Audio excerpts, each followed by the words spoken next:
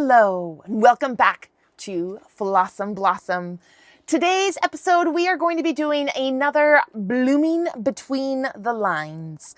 And today we are going to look at the story of Jacob from Genesis. Okay? So we're going to be looking in the Bible. We're going to be tackling Genesis chapter 27 through 30 something or other. And we're going to be talking about the story of Jacob. And just on the whole blooming between the lines note, my husband bought me this absolutely gorgeous bookmark. All right, it's a little flower. Look at that. Absolutely stunning. And on the leafy part, it says bloom between pages, which I like. But anyway, here's this little thing. I thought it was appropriate for my Bible to use this little guy as my bookmark because we are blooming between the lines rather than pages. But we're also going to be blooming between the books because I want to illustrate that the translations matter and that depending on which version of the Bible you are reading, whether it is the New International Version, whether it's a King James Version, or if like me, you love it old school and you love that Wycliffe Bible. I mean, I do. I even love it in Old English. But I have a modern spelling version just to help my little brain out. But I super love the Wycliffe version because of that Old English. It does maintain a lot of the poetry and a lot of that beautiful imagery. So I really like it. And the Tyndale one also for the same reasons. But I know that the King James one is the most popular, followed closely by the New International Version. So I'm going to be showing you a few different lines that are translated in these different versions because they're telling different things. And I think it's really important that we look at that. So let's get into it. I want to talk to you about Jacob. And I got to tell you that I have read this story a couple of times and I can't wait to read Jacob in that way I'm talking about. I'm going to read him because honestly, I mean, I'm so mad about him. And I was so angry for the first couple of days that I was reading his story. I'm like, this guy is an a-hole. Yeah, I said it. Jacob, from the moment he is born, is a jerk. He's a supplanter.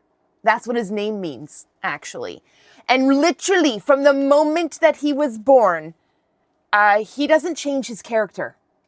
He is a cunning, devious manipulator. And he doesn't change. He gets a new name later on in his life. God renames him Israel. So he gets a new moniker, but he doesn't get a new modus operandi.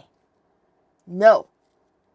Deceitful, manipulator, everything for himself and the betterment of him and his family. And guess what? I also dislike Jacob for this next little thing because he has a hierarchy in his family. And that's triggering something in me like you wouldn't believe. And I'm not going to discuss it. But this man openly admits his favoritism. And I guess I just sort of get a little bristly at that. But anyway, that's a me problem, maybe. Mostly because that happened in my monkey sphere. I was told emphatically where I belonged in the hierarchy. And didn't sit well with me. But anyway. So when I saw it in Jacob's story, it got me a little triggered and it got me a little angry about it. But you know what? It tracks. It's absolutely in line with this guy's character. So let's get into Jacob. Let's read Jacob. And we first meet him in Genesis chapter 25. So Jacob is the son, of Isaac and Rebekah. Now, for those of you who might not be familiar, I am going to do the Abraham and Isaac story. There's a We're going to get into that one, but not today. Today's about Jacob. So Jacob is the son of Isaac. Isaac is the son of Abraham. Okay? And that's important. Like the lineage is super important. So yeah, I'm skipping ahead. I'm not going to tell you the Abraham and Isaac story right now. We're going to skip a little bit ahead and we're going to go to Jacob. And so here we are in Genesis chapter 25, and basically, here we are. Isaac prayed to the Lord on behalf of his wife because she was childless. And the Lord answered his prayer, and his wife Rebekah became pregnant. The babies, yeah, plural, jostled each other within her, and she said, "Why is this happening to me?" And so she went to pray about it to the Lord. And I get it, right? She's never had a kid, and now she's got two. So imagine if you were a woman who has had a child and who has had a single child pregnancy. You know how uncomfortable that is, right? And your body has to change a lot to accommodate the growth of this one child. Now double it. That's twins. So Rebecca is just, she's just suffering. And so she's praying to God about it. And God comes down to her and says, yeah, 2 nations are in your womb, and 2 peoples from within you will be separated. 1 people will be stronger than the other, and the older will serve the younger. And that right there, that's the big foreshadowing about what's about to happen here. And I think that Rebecca should have maybe brought that to Isaac, and they should have had a real conversation about that. But they didn't, or at least we don't know that they did. And so she gives birth and 2 kids come out. And here is where I want to give you some different versions of what they say. Okay. So, all right. So when it comes time to give birth, there are 2 in her womb. And here we go. The Wycliffe version says this: "And he that went out first was red and all rough in manner of a skin, and his name was called Esau." Tyndale has it like this: "And he that came out first was red and rough as a hairy mantle, and they called his name Esau," which means red. The King James Version, "And the first came out red and all over like a hairy garment, and they called his name Esau." I read you the New International Version first. Here is from the Tanakh, okay? And this is: "The first one emerged red like a hairy mantle all over, so they named him Esau." All right, that's the description of Esau. That's the oldest brother. It's the firstborn. And I'm going to drop this little nugget here for you. They describe an infant, a baby coming out, reddish skin, which is not unusual for that region of the world, okay? A little bit of like a reddish tint to the skin, but hairy all over. Now, it's very unlikely that the child was hairy from top to bottom. Possibly they are actually referring to something, a congenital condition, and it is called congenital melanocytic or myelocytic nevus. And what this is a skin condition. It's completely harmless. And it is basically where a person is born with large sections of their skin covered in a nevus, which is just Latin for mole. And they can have various thicknesses, okay? So it can be quite thick or it can be quite thin. But it sounds like Esau might actually have this condition. And it is like moles that are spread across the body in large sections, and they have a fine downy hair over them. And these moles, these nevuses, are usually dark brown, maybe black in color, but they can also appear reddish depending on your ethnicity. So given where we are geographically in the Middle East, right? In that Middle Eastern country, a lot of people in that zone have darker skin, but some of them have a very, you can see it. It's like more of a reddish brown than black brown to their skin. So it's possible that Esau had this and that it would make naming him pretty easy because he's going to come out looking a little bit like an orangutan. Only orangutans don't live in that area, so they wouldn't know that it's an orangutan. Anyway, all right, that's my point. That's the description, physical description of Esau. Now, let's get to Jacob. Wycliffe Bible says this: afterward, his brother went out and he held Esau's foot in his hand and therefore was called Jacob.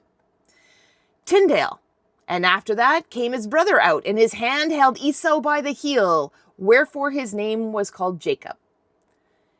King James: after that came his brother out and his hand took hold on Esau's heel and his name was called Jacob.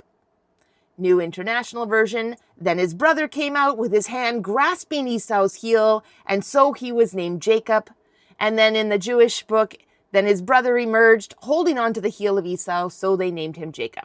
Those are all very similar, right?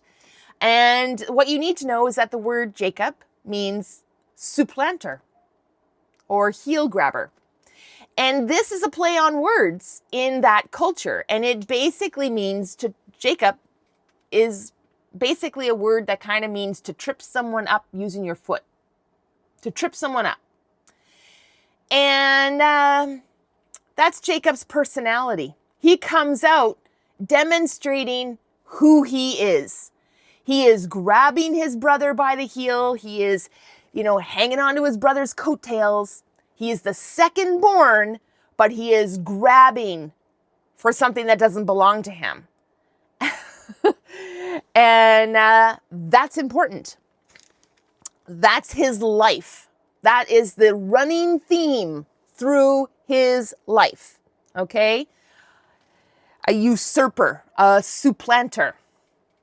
All right. So that's how we are introduced to these two boys. And now we're going to hear them be described as adults. And this is Genesis chapter 25, verse 27. Here's the Wycliffe version. And when the children were waxen men, Esau was a wise hunter and a man of the field, and Jacob was a simple man, dwelling in tents. The Tyndale version: and the boys grew, and Esau was a cunning hunter and a man that labored to live by the field, but Jacob was a simple man and dwelled in the tents. King James version: and the boys grew, and Esau was a cunning hunter and a man of the field, and Jacob was a plain man, dwelling in tents. New International Version: the boys grew up. Esau became a skillful hunter and a man of the open country, while Jacob was content to stay at home among the tents. And then in the Jewish tradition, the line is: when the boys grew up, Esau became a skillful hunter, a man of the outdoors, but Jacob was a mild man who stayed in camp. All right. So we have got a big physical description of Esau. We don't really have a physical description of Jacob. They're twin boys, but they obviously are fraternal twins, because if Jacob came out looking like Esau, they would have made that comment. But they are marked apart. And it's really important that Esau is covered in hair, because that's the crux of the story. That is part of the deception that happens later on. So we've got these two boys that are physically very different, right? We've got one real description of Esau. We don't have a physical description of Jacob. But what we do know is that when they are adults, Esau is a hunter and someone who lives by the field. So I think it's safe to assume here that he would be considered like a rugged man, right? And somebody whose energy just needs to be in the outdoors. He's a skillful hunter. So he's not just bringing home, well, he's definitely not bringing home the bacon, okay, because he's a Hebrew. But he's not bringing home the bacon. But he's bringing home the venison and other meets, and he is a man of the outdoor world, of survival, of maybe the sword, not just, with animals, but perhaps he has to defend himself against marauders, who knows. But he is an outdoors, a rugged man. And Jacob was described as simple and plain and mild. And what I hear city slicker. I also, here's a really important line in their story. Okay. And it is, where are we? Isaac, who had a taste for wild game, loved Esau. So Esau was Isaac's favorite child because he valued what Esau brought to the dinner table. But Rebekah loved Jacob. I immediately hear that Jacob is a mama's boy. Yeah. And I don't know if Jacob didn't want to go hunting, but he was content to be in and amongst the women in the tents and in the city. So this part, because of where he spent the most of his time, we're told he grew up in the tents. He wanted to stay at home. He wanted to be in the village, like in with everybody, not out in the field. So in this way, Jacob grew up in the culture, listening to conversations. He's going to hear a lot. He's going to hear a lot of gossip between the women. He's going to hear a lot of the talk between the men who are staying there. Jacob is a opportunistic, politically leaning individual. And he's learning that by staying at home and listening to the conversations around him. And he learns to manipulate people for his benefit because it sounds like he's not a good hunter, or that he's not known for that. He's known for staying at home and being in the city, being in the tents. So he's maybe politically minded, right? I'm not going to say scholarly, but definitely he's learning to deal with people, and he's learning about people, whereas Esau is out in nature. So for Jacob, it's man versus man.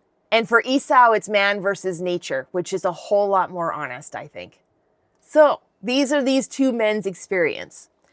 And we first get introduced to exactly how cunning Jacob is when Esau comes back from an unsuccessful hunt. And we don't know how long he's been gone, but he comes home starving. He's so hungry and he's weak.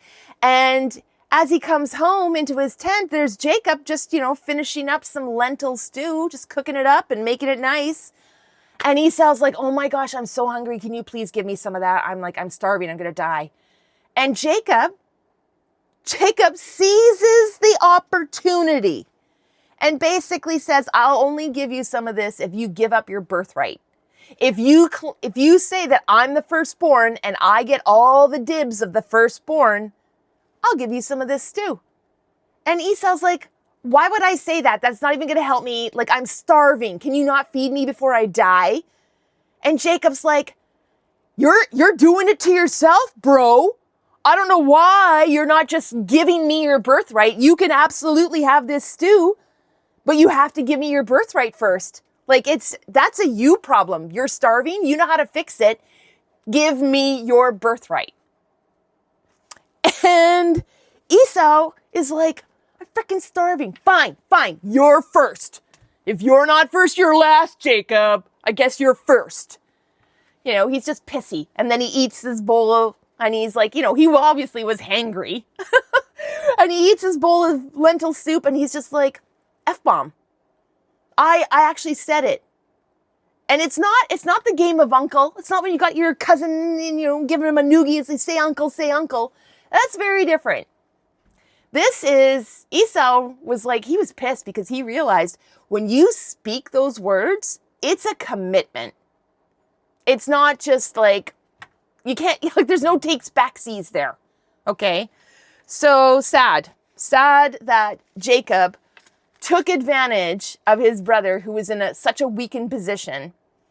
And then he really like kind of stuck it to him, right? Where like Esau is like, I'm about to die. What good is a birthright to me? And Jacob is like, swear it to me first before I give you this food. Like, if you want to eat, you know what to do. Terrible. Terrible. All right, fast forward. So we don't know how old these boys were when this went down. But the Bible gives us a clue that they're 40 when the next big thing happens. Okay? Because when Esau was 40 years old, he married somebody and his parents freaking hate his choice of wife because the wife and her parents come to live with them and they just despise them. And it's possible because they've got different gods.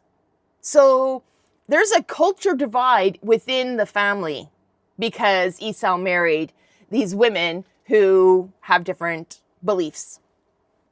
So we know that just after Esau was 40, like when he was 40, he married this person. And then his dad, Isaac, calls to him and basically says, I'm super duper old. Isaac's like, I'm really old. I'm going blind. I really don't know how much time I have left. So can you please go out, go hunting, bring me back some of that delicious meat, make it up like you normally do because I just love the way you do it. And when you come back and you feed me this amazing meal, I'm going to give you your blessing. Because honestly, I just don't know how much time I have left. And I'm like, I got this connection to the Lord right now. So you go hunting, you come back, feed me this beautiful dish and I'll give you your blessing. So Esau's like, all right, Dad, I got you. And he takes his bow and arrow and his sword and he goes off to hunt. But guess what? Isaac's wife, Rebecca, overheard this. And she was like, sounds like my least favorite son's going to get a blessing. And I love Jacob the best. So as soon as Esau left, she's like, hey, Jacob, guess what? Your dad's about to give Esau the blessing. And we can't have that. So go out to the field, get me 2 of our own goats. And when you come back, you make sure to bring me those skins. And Jacob's like, oh my gosh, what if I do this? Like, Esau's hairy. Like dad, even though dad's blind, I'm pretty sure I'm not going to be able to pull this one off. And instead of a blessing, I'm going to get cursed. And Rebecca's like, don't you worry about it. I'll take the curse. It'll be on me, but you do everything I tell you to do because I want you to get this blessing. And guess what? Jacob was 40 years old at this time. So he had total authority, total autonomy. And he could have said, you know what, Mom, this is wrong. This isn't our tradition. It's not how we do things. This would be me, being a total dickwad to my brother again. Because I already stole his birthright. P.S. And Rebecca's like, don't you worry about any of that. You deserve it, boy. You're my precious little boy, Jacob. You deserve the world. And she organizes the deception, right? So Jacob goes, gets the goats, she makes the meal, she cuts the skins, she gets out Esau's clothes, dresses Jacob in them, and then any place that his skin is exposed, she's putting patches of this goat skin on him so that if Isaac were to touch Jacob, he would be touching a hairy something and just assume it was Esau. So Rebecca comes up with it, but Jacob goes along with it. His little minor protest, honestly, he was literally just basically saying to his mom, like, well, how am I going to get away with this? He wasn't saying, no, we shouldn't do this. He was more concerned about being caught. So she gives him the solution. And that's what happens. Jacob goes in and Isaac's kind of like, oh, who's that? And Jacob's like, it's me, it's Esau. And he's like, really? Because you sound like Jacob. Like, can you come here? Let me touch you. Oh yeah, you're hairy. Okay. And then he starts giving blessings to Jacob. And then he has a little bit more doubt because he's listening to Jacob. And he's like, gosh, you really do sound like Jacob. But come here and give me a kiss. Like, if I smell you, I think I'll get a no. And of course, Jacob is wearing Esau's clothes. And then goat. So he smells like Esau and goat. He smells a whole lot less like Jacob. And Isaac gives him the blessing. And as soon as he was done, Jacob's like, right, thanks, Dad, I'm out. And he leaves. And then 5 minutes later, Esau comes in. He had gone hunting. He had got the food, made a quick little barbecue dish, right? Some kebab or something, brings it into his dad. And he's like, hey, Dad, I got your meat. And Isaac's like, what are you talking about? Like, weren't you just here? Like, I just had some. What do you mean? And Esau's like, oh my gosh, it was Jacob and he stole my blessing. And Isaac's like, oh, crap. Oh, well, I guess we were already told that this was going to happen. And Esau's like, what do you mean? Like, can't you reverse it? And Isaac's like, no. And Esau's like, well, what about me? Like, do you have anything for me? And Isaac's basically like, yeah, you're just going to have to rely on your skill set, I think, and serve your brother. But the fortunes will be reversed because I don't know if your brother can maintain being an asshole for so long. All right, that last part was just total me commentary. But essentially, Isaac's like, you got to go serve. Like, I already gave away your blessing. It's already done. You're going to have to serve your brother, but probably your fortune will change. And so Esau's pissed, and understandably so, right? First, Jacob pulls that baloney with the stew way back, and he makes Esau give up his birthright. And now he has stolen the official blessing from his father. So yeah, Esau is understandably pissed. And he's like, you know what? I'm not going to do anything right now. But when Dad dies, after I finish my mourning period with Dad, I'm going to freaking kill Jacob. And Rebecca overhears this, right? And Esau storms out because he's so angry. And I do not blame him. And Rebecca runs to Jacob and she's like, ooh, your brother's really mad. He's so super mad he might kill you. So you better get out of here. But quick, go see your dad first and like make sure this is all kind of okay. And so Jacob goes to see his dad and he's like, and Isaac's like, you gotta go, man. Like, you did this. We know it. We know this has happened, but you've got the promise. You've got the blessing. So you should probably GTFO before your brother comes around and kills you. And in fact, I think I know where you should go. You should go to Padam Aram and find your mother's brother, Laban. And, you should probably marry one of his daughters. See what you can do there, but you gotta go. And so Jacob does. Jacob travels to Padam Aram, and when he gets there, there's some shepherds there, and they're all waiting around this well. And Jacob's like, what are you doing? They're like, well, we're waiting for the last flock of sheep to come so we can take the stone off of the well and feed all of our sheep. And Jacob's like, yeah, do you know this guy Laban? I'm kind of looking for him. Do you know where he is? And they're like, yeah, we know where he is. He doesn't live very far from here. And P.S., here comes his daughter with all their sheep. And so we're going to water everybody right now. So Jacob looks, and here comes Rachel with all of the herd from Laban, right? Whatever, the sheep, the goats, whatever, they're coming to get the well water. And Jacob is like, whoo, look at that one. But he's also a little bit overwhelmed, right? He's been traveling for a little bit, and, he must also be thinking that Esau might be chasing him. So there's some fear. So he runs up to Rachel, he's kissing on her, and he's like, oh, you're my kinsman. This is who I am from this town. I know who you are. Can you take me to your dad? And she's like, yeah, absolutely. Come on. So they go, and Laban is like, wow, my nephew. This is amazing. Yeah, come and stay with us. And after about a month, where, of course, you can't just sit around. This is a working shepherd station, right? So Laban has goats and sheep, and he has 2 daughters who are helping him out there. But Rachel's really the only one doing the work. We're going to get there in a second. And so when Jacob arrives, he starts helping Rachel look after the flock. And so after about a month, Laban has, they're sitting around the dinner table, and Laban's like, okay, you know what? You are my nephew. You're my sister's son. So you shouldn't just be working for room and board. You should have a wage. What is it that you want? And Jacob's like, well, not to put too fine a point on it, but I want Rachel. And Laban's like, absolutely. Oh my gosh, you want to marry one of my daughters? It would be way better for me.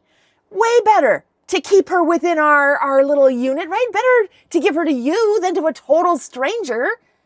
And so Jacob's like, yeah, I'm going to work 7 years for you. And at the end of the 7 years, you're going to give me Rachel as my wife. And Laban agrees, right? Great deal. Now, here's the thing. The thing is that Laban had 2 daughters.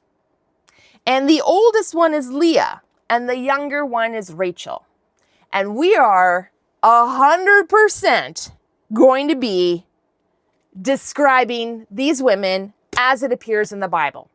Because I think what you really need to know, mes petits choux, my darling dahlias, whatever is mentioned in the Bible, whatever makes it into these texts is valuable, right? The Bible is a compilation of many scriptures, of many stories, and they needed to be as condensed as possible. There's not a whole lot of extra words in the Bible. So if someone's description makes it in there, it is because it is something of note. It is something to be noticed. So here we go. We're still in Genesis. This is chapter 29. And we're going to go verse 16, okay? Here we are in the Wycliffe Bible. Genesis chapter 29, line 17. Wycliffe version. But Leah was bleary-eyed, and Rachel was fair of face and shapely. Okay, Tyndale. But Leah's eyes were tender, but Rachel was beautiful and well-formed. Okay, we got 2 versions commenting on Rachel's body being like pretty good, and 2 comments on Leah's eyes being less than good. Let's continue. King James Version. Leah was tender-eyed, but Rachel was beautiful and well-favored. New International Version. Leah had weak eyes, but Rachel had a lovely figure and was beautiful. And in the Jewish book, we've got Leah had weak eyes, Rachel was shapely and beautiful. So what we've got there, we've got weak-eyed, tender eyes, bleared eyes. So there's something going on with Leah's eyes, and we should be making a note of it. And for me, there's probably 2 possibilities. She's either cross-eyed or has a lazy eye, but probably more likely, she's a bit like me. And now when I take my glasses off, I'm blind. I can barely see. If I'm looking at myself in this monitor, all I see is like pink and brown and like big pink over here. Like, yeah, like I can't really see. I would be considered tender-eyed. And if I was in medieval times before spectacles, if I was in ancient times before spectacles were invented, I would be relegated to a duty something like sewing or possibly cooking. But I really can't see very well without these things. And my guess is Leah had her vision compromised to the point where marrying her off was a problem. And that everyone knew it was because of her eyes. And here's where I get that. Because Jacob's like, I love Rachel. I want to work for you for 7 years, and then you give me Rachel. And Laban's like, great idea. I like that we're going to keep this in the family here. And that's great. And then in here it says that the 7 years were nothing to Jacob because he loved Rachel so much. So they just flew by for him real quick because he loved her and he knew he's going to marry her. And then here we go. Laban brought together all of the people of the place and gave a feast, right? This is the marriage feast at the end of the 7 years. But when evening came, he took his daughter Leah and brought her unto Jacob, and Jacob made love to her. And Laban then gave Zilpah to his daughter as her attendant. When the morning came, there was Leah. So Jacob said to Laban, "What is this that you have done to me? I served you for Rachel, didn't I? Why have you deceived me?" Okay, time out. I have some major problems with this part, okay? First of all, I'm aware I'm not really up on ancient Abrahamic traditions about what a wedding night might look like. But I'm going to assume that the bride is heavily veiled, okay? And at the end of the feast, they go to the bedchamber and her father is like giving her to Jacob, right? The father presents the bride to the husband and then they have their wedding night and they consummate the marriage. How effing drunk were you, Jacob? How effing drunk were you that when Leah was presented to you and you made love to her, you had sex with this woman, I mean, presumably you're looking at her, you didn't notice? Like, were the women that similar? I don't think so, because it really kept saying that Rachel had a kick-ass body, right? Shapely, ooh, well-formed, ooh, probably got those childbearing hips, right? Jacob, are you effing kidding me that you didn't realize it was Leah? And then the next day you're like, "You deceived me." Oh, really, deceiver? Did you get deceived? And P.S., I call bullshit. I absolutely call bullshit on this because Jacob was raised in the tents, right? He's raised with overhearing conversations, like he's in the city, if you will. Right? Within and amongst the people, he's going to be hearing things. He might even have heard, "Oh, poor Laban, that daughter of his got some wonky eyes. It's going to be hard to marry her off." He might have heard that. But I'm betting, even if he didn't know that, I am willing to bet that it's not such a stray from the Abrahamic tradition what Laban was doing. Wanting to marry off the older daughter first, as that, like, this is a tradition. So I don't think when they were negotiating his wages and he's like, "Hey, Jacob, what do you want?" And Jacob's like, "Well, I want Rachel." I think in that exact moment, Laban's like, "Whew, I bet I can arrange a 2-for-1 situation. I've just been alleviated the problem of trying to marry Leah off." Now, it doesn't say that in here, but I want you to think about what it would have been like back then if that is your family tradition and you need to marry off the eldest daughter first. And she's got some sort of something going on, obviously with her eyes. Obviously, she's not as desired as her younger sister. There's going to be a challenge selling her off, right? So I bet when Jacob said, "I'll work for Rachel," Laban was like, "Perfect. I'm going to throw in Leah in there too." Because listen to what happens when Jacob confronts him and he's like, "What have you done? You've deceived me." And I'm betting, this is what I'm saying, I call bullshit here, as I'm willing to bet that Jacob is 100% aware of the fact that the eldest daughter needed to be married off first. And I think what he thought here was, as he thought his whole life, the rules do not apply to him. Tradition does not apply to him. He's the second-born. He weasels his way into being the firstborn. He's not going to get the blessing from his dad. He weasels his way into getting the blessing from his dad. Okay, help from his mom there too. But he was in on it, 100% complicit, just needed to make sure he wasn't going to get caught, right? And then when he did get caught, he just left. And he's just hoping that his brother's going to get over it, right? So here he goes. He's gotten away with some BS and he's gone to Laban and he can't believe that he got saddled with Leah. But then here's the other point here. Laban can't piss Jacob off too much. He needs him, right? His flocks, he's already noticed that his flock of goats and sheep have increased since Jacob has come to work for him. His wealth, his status, his family has been elevated because Jacob has come and worked, and all these things have happened because of this. So Laban's like, I think Jacob is blessed by his God, and we should probably keep him around. And we can't piss him off. He's really mad that I did the old switcheroo with Leah. So, you know what? He says immediately to Jacob, he's like, well, I don't know why you're so mad, because like, you know, our family traditions, I have to marry the eldest before the youngest. But I'll tell you what, because I know like you're a little bit mad about this whole situation. I guess like you just weren't paying attention when you were living in the city and like learning about people.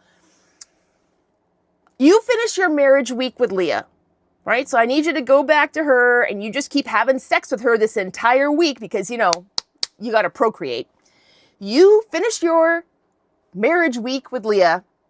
And when you guys come back from your honeymoon, I'll give you Rachel, but you got to work another 7 years for her because the first 7 years was for one bride. You're going to have 2 brides. You need to make another 7 years. And Jacob agrees because he really loves Rachel. He really this is how he's going to legitimately marry her. And he's probably thinking as a guy, well, whatever. I mean, now I got 2 wives. I can bang 2 chicks whenever I want. And I know that sounds crude. I'm aware that that was like probably jarring for some of you, but please, these are men that we're talking about. And let's not forget that because they won't let us. So he's like, fine, I'll work for another 7 years and I'll have Rachel. So he gets Rachel pretty quickly. And you know who I really feel sorry for here? Leah. Because she's got no choice. And she probably knew, she's just known all her life, like this lot's not going to be great for her. And what she really didn't count on, though, was being married to the same man that her sister is married to. And sisters have rivalries, right? Siblings have rivalries. And it would have been a rivalry from the very beginning. And very likely Leah was jealous of Rachel pretty quick because of the whole eyesight thing. And knowing that your younger sister is more beautiful, more attractive, and has a lot more prospects than you probably didn't help her there. And she's stuck in this marriage. And although Jacob is having sex with her because he can, he doesn't like her. So maybe he's not being very nice about it. And maybe he's just hoping that she's going to get pregnant. And guess what? She does. She gets pregnant right away. And Rachel does not. And in fact, how it goes is that Leah gets pregnant multiple times. And it's really starting to look like Rachel is barren. And so Rachel like freaks out. And she's just like, if I don't get pregnant, like this is a real bad thing. So here's my servant. Have sex with my servant. And any baby that comes out of her will just be mine. I'm just going to steal it because it's the baby of my husband. So therefore it's mine. And also this happens in Gilead. Yeah, this is real. It's in the Bible. Really, Handmaid's Tale. Anyway, so it happens where Rachel gives her servant to Jacob to have sex with, and the servant becomes pregnant and has kids. So the story of Jacob and all of his children are the 12 tribes of Israel. Okay, so here we are. He's married to both these ladies. He had to work 7 years for the first one, 7 years for the second one. And then he says he stays on another 6 years, increasing the flocks, increasing the wealth of this family. And then basically says, I need to go do something on my own. And Laban's like, but wait a minute, like I've got like all this wealth because of you. Are you sure? Like, can't you stay? Don't you want to just stay here and increase my wealth? And Jacob's like, no, I don't. Like, I got to do something for my own. And I got like 2 wives plus. Oh yeah, that's the other thing. So then Leah stopped having kids for a little bit. So then she saw what Rachel was doing with her handmaiden. So she did it with her handmaiden. So basically, Jacob has 12 children from 4 women. The 2 daughters of Laban, Leah and Rachel. Wow. I don't know why those balloons just came up. That was fun. And then he has kids by the 2 handmaids, Zillah and another one. I'm sorry. And you know what? I'm not going to get into their names. It doesn't really matter at this point. So, basically, he's like, I need to go out on my own. And Laban reluctantly lets him go. And then Jacob, he's like, okay, great. But he says, first, let's separate the flocks so I can have some for myself and then I can provide for your daughters. And Laban's like, yeah, that sounds good. So Jacob comes up with this idea that he's going to separate the goats and the sheep by color. And all the pure versions, so all the solid colors, solid white, solid black, solid brown, all of the solids are going to go to Laban. But any goat or any sheep that had a speck on it, a spot or a stripe or a different kind of coloring, well, they're going to belong to Jacob and his family. And Laban agrees because he thinks this is a fair trade-off. He thinks the pure ones outnumber the spotted ones. And so they separate the flocks, and Jacob still hangs out for another 6 years there while tending these flocks and building up his own wealth from the flocks that they had separated. And he's still taking care of Laban's stuff because, he's still on the property. He's still doing that. But here's where Jacob is just so effing Jacob.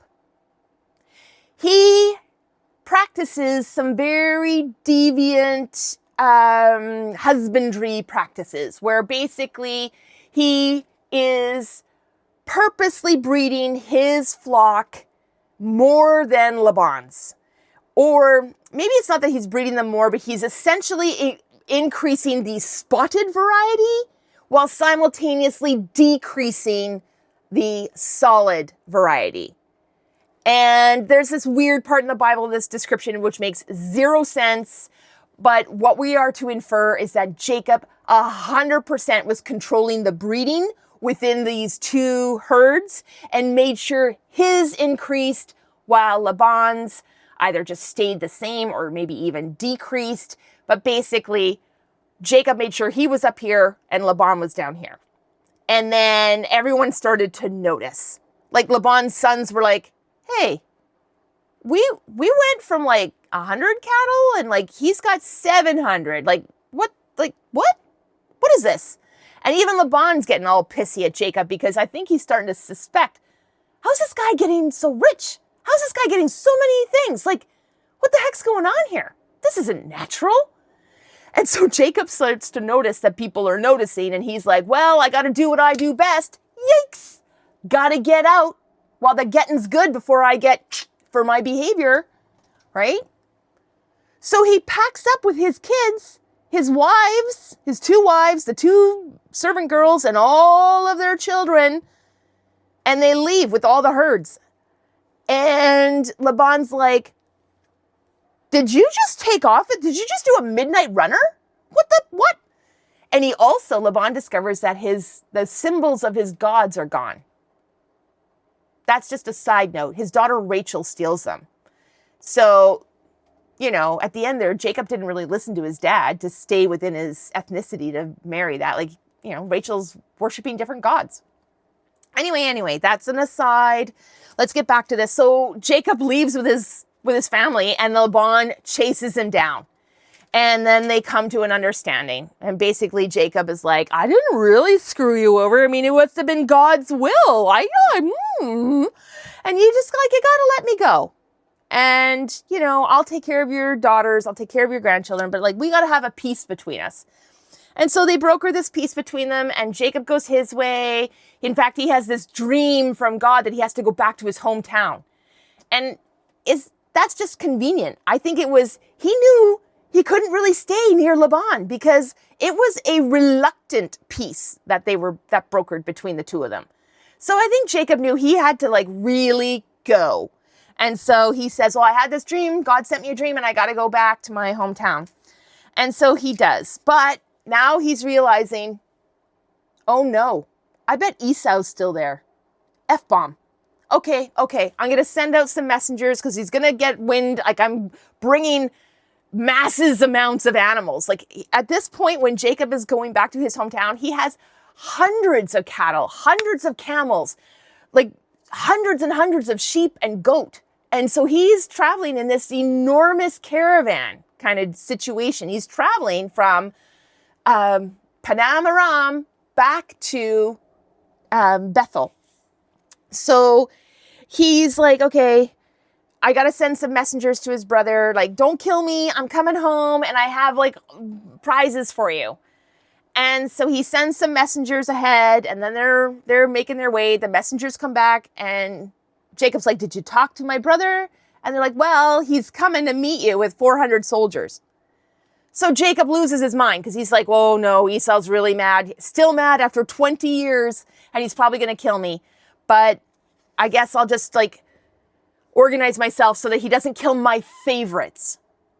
Honestly, he does this. He sets his caravan up where his servant women and their children that he fathered are first. They're in the vanguard, if you will. So if Esau's going to lose his mind, he's going to kill the ones that Jacob doesn't care about first. And who does he put in the very back? He puts Rachel. And Rachel did have a son. Eventually, she actually had Joseph, who quickly becomes Jacob's number one favorite. And because it's Rachel's son, obviously.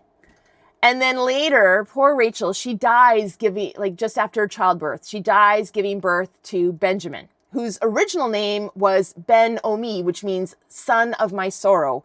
But I guess, she croaks, and then Jacob's like, oh, hells no, I'm not going to have that name. Son of my sorrow? I'm not going to call my son of my sorrow. This guy's going to be my right-hand man. I'm going to call him Benjamin, which means son of my right hand. And so, again, 2 favorite kids by Rachel, because Rachel's his favorite. And Jacob has been playing favorites the entire time. He is a manipulator of people from the beginning all the way through to his end. He doesn't change. Even though, so he's getting ready to meet Esau now. He's separated his people out into this sort of dynamic. And then he has the long, dark night of the soul.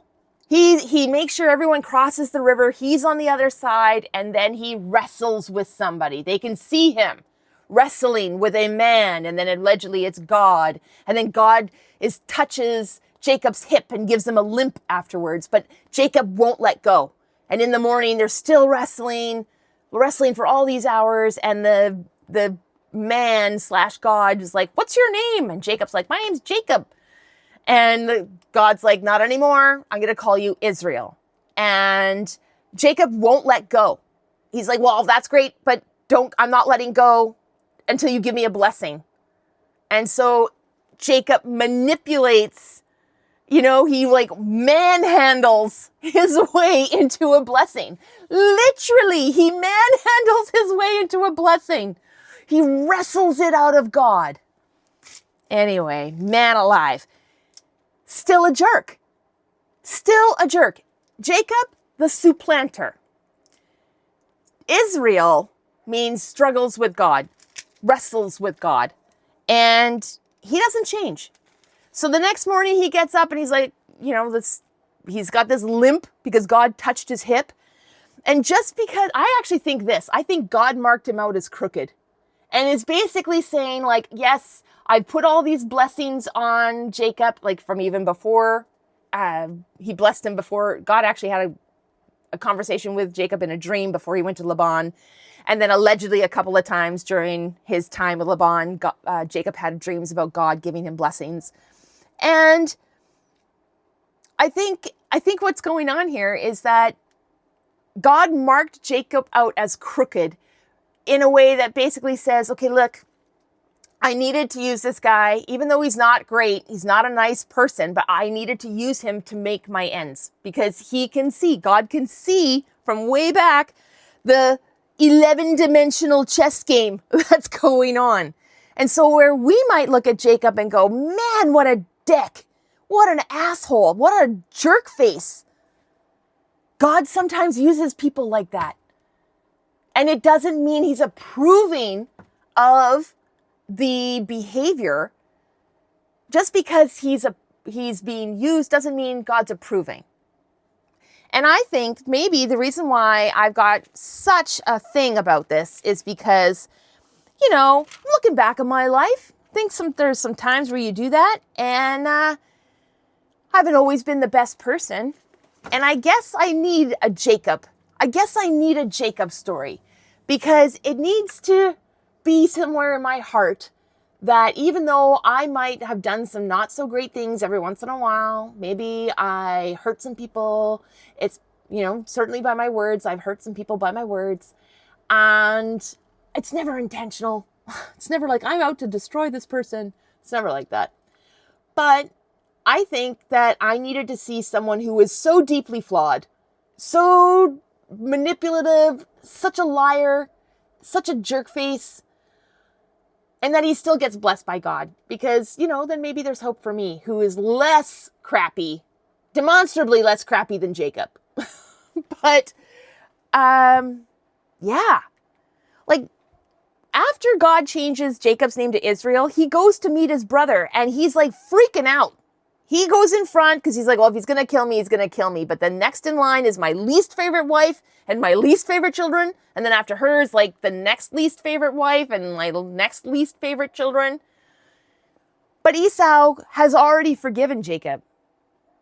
He comes to him and embraces him, and he's like, my brother. Because Esau's had a successful life. He doesn't need Jacob's stuff. And even Jacob's trying to give him all these animals, and he's like, you keep it, bro. I got lots. Like, I actually, like, I'm really good, and you should come home with me. And Esau's inviting Jacob, you should come home with me. And Jacob's like, yeah, I'm totally going to come with you. But you know what? Like, I got all these animals, all these wives and these kids, and they're slowing me down. And you just got you and your soldiers. Like, you just go on ahead and I'll meet you there, bro. And Esau's like, well, let me just give you some soldiers then to help you out. Like, like this is a big caravan and maybe you need a little bit of protection. And Jacob's like, nah, bro, we got it. Like, I'm all right. We made it this far. It's not so much further. You go. We'll be there soon. Like, you'll see you in a couple of days. And so Esau's like, okay, man, I'm looking forward to it. But you're right. I got to get back. I got some business I got to attend. And then Jacob F's off into the other direction. He bold-faced lies to Esau, probably because Jacob is thinking in his head, I don't believe Esau. I don't think Esau's forgiven me for supplanting him and like usurping his birthright. And maybe he's right. We don't know. But I can tell you what, if you have a fear like that, if Jacob has that fear, it's because he knows what he would do in that situation. And if the roles were reversed, he would probably not be forgiving Esau. So he's worried because he's projecting what he would do to himself, right? He's just projecting what his position would be. He doesn't know Esau. He doesn't know him. But anyway, there's more. There's more, but I'm going to stop here because I've gone well over the time. If you've made it this far, amazing. Amazing. If this has given you a different perspective, awesome. If this was just an entertaining hour, hooray. But, yeah, Jacob, man, not a great dude and yet blessed by God. Probably because it is the means to the end. He needed Jacob to father all of those kids. Also, you need that diverse gene pool. So kids by the sisters, kids by the two servants, right? You need that diverse gene pool if you are going to be creating tribes and if you're going to be tracing your lineage back in that way. You can't be messing around with a tiny, tiny gene pool. That's how the Habsburgs left this planet. So anyway, there's more to Jacob's story, which I'll probably unpack at a different episode, but I'm going to leave it here for you today. Take heart. There's time for redemption. You can change your heart, not just your name. You don't have to be like Jacob, who just gets a name, a moniker change, but no MO change. You can change your heart. You can have a change of mind. You can change your behavior to be a lot more aligned with what is good. And I would argue that manipulating people and being deceitful is less good. So let's set that bar a little higher, okay? That's it for today, my darling dahlias, mes petits choux, and my precious petals. Get into your Bible a little bit, just for the fun stories, if nothing else. But whatever you do today, I hope that you live your life in full-on Fl'Awesome Blossom. You'll see me next time.